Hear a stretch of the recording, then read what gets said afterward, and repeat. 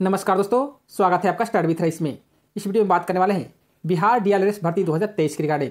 जैसा कि आप लोग के मालूम होगा कि एलआरसी के अंतर्गत अमीन, कानूनगो, क्लर्क, एलओसी की बहाली का काउंसलिंग चल रहा है। और दोस्तों काउंसलिंग में यहाँ पे बहुत से अभ्यर्थियों को बहुत परेशानी का सामना करना पड़ रहा है।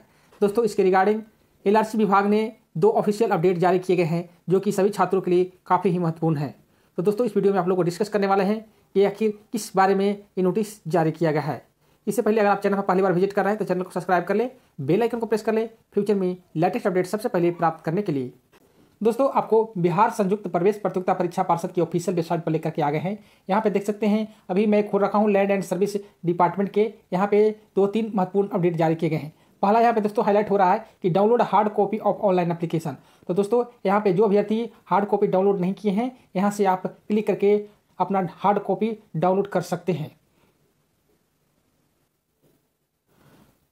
वही दोस्तों दूसरी जो अपडेट आई है यहाँ पे देख सकते हैं राजस्व एवं भूमि सुधार विभाग बिहार सरकार के द्वारा ये नोटिस जारी किया गया है। यहाँ पे देख सकते हैं राजस्व एवं भूमि सुधार विभाग बिहार सरकार भू अभिलेख एवं परिमाप निदेशालय के अधीन विशेष सर्वेक्षण कार्यक्रम के अंतर्गत मानदेय आधारित संविदा के पदों पर नियोजन हेतु online computer based test CBT 2023 के आधार पर पात्रता सत्यापन एवं मूल प्रमाण पत्रों की जांच हेतु सूचना यहाँ पे देख सकते हैं मेंशन किया उन्होंने कि विज्ञापन संख्या यहाँ पे देख सकते हैं दिनांक 19/12/2023 को, तो आप लोगों का जो रिजल्ट जारी किया गया था 19/12/2023 को जारी किया गया था के क्रम में विशेष सर्वेक्षण सहायक बंदोबस्त अधिकारी एवं विशेष सर्वेक्षण कानूनगो के लिए प्रकाशित कार्यक्रम में सम्मिलित अभ्यर्थियों को सूचित किया जाता है कि जिन अभ्यर्थियों ने अनुभव प्रमाण पत्र संस्था CIN अंकित है, दोस्तों जो जिनका भी एक्सपेरिमेंट सर्टिफिकेट पर CIN अंकित है पर संस्था का रजिस्ट्रेशन नंबर अंकित नहीं है, उस पर रजिस्ट्रेशन नंबर अंकित नहीं रहने के कारण यहाँ पे पेंडिंग कर दिया गया था। तो दोस्तों जिन अभ्यर्थियों के यहाँ पे CIN नंबर अंकित था और रजिस्ट्रेशन नंबर अंकित नहीं था, जिसके कारण उनका जो डॉक्यूमेंट वेरिफिकेशन था पेंडिंग में कर दिया गया था, वैसे अभ्यर्थियों को पार्षद के रजिस्ट्रेशन नंबर जमा करने की आवश्यकता नहीं है। तो दोस्तों उन लोगों को मना कर दिया गया है कि आप लोगों को रजिस्ट्रेशन देने की आवश्यकता नहीं है। तो दोस्तों आप लोग परेशान नहीं हो। जिन अभ्यर्थियों के यहाँ पे अगर एक्सपेरिमेंट सर्टिफिकेट पर CIN नंबर है और रजिस्ट्रेशन नंबर नहीं भी है तो कोई दिक्कत नहीं है, आपको वहाँ जाने के वहाँ रिपोर्ट करने की कोई आवश्यकता नहीं है। हालांकि दोस्तों यहाँ पे डेट दिया गया था कि 3/1/2024 तक आप लोग को ये आपको उपलब्ध करवाना है, लेकिन दोस्तों उससे पहले यहाँ पे नोटिस जारी हो चुका है, आप लोग को जाने की आवश्यकता नहीं है।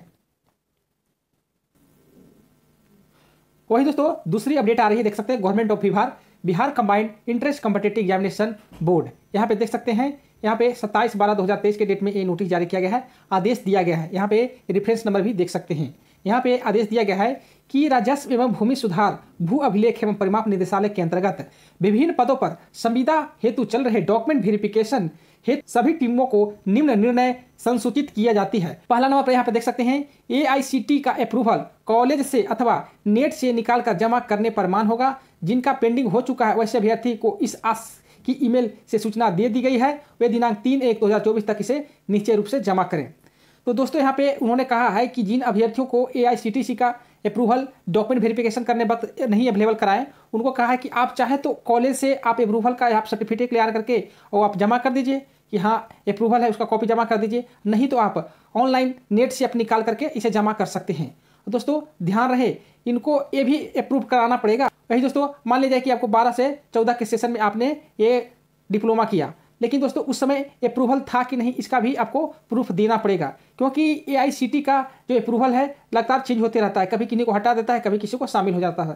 तो दोस्तों इसके कारण यहाँ पे अभ्यर्थियों को दिक्कत हो रहे थे। तो दोस्तों आप लोग को जिस समय आप कोर्स किए हैं उस समय के भी आपको मान्यता प्राप्त होने का सर्टिफिकेट दिखाना पड़ेगा, अप्रूवल आपको निकाल करके देना पड़ेगा, तभी माना जाएगा। और दोस्तों जिन अभ्यर्थियों के प्रॉब्लम है उनको ईमेल कर दिया गया है, अपना ईमेल चेक कर लें कहीं तो आपको भी प्रॉब्लम ना हो।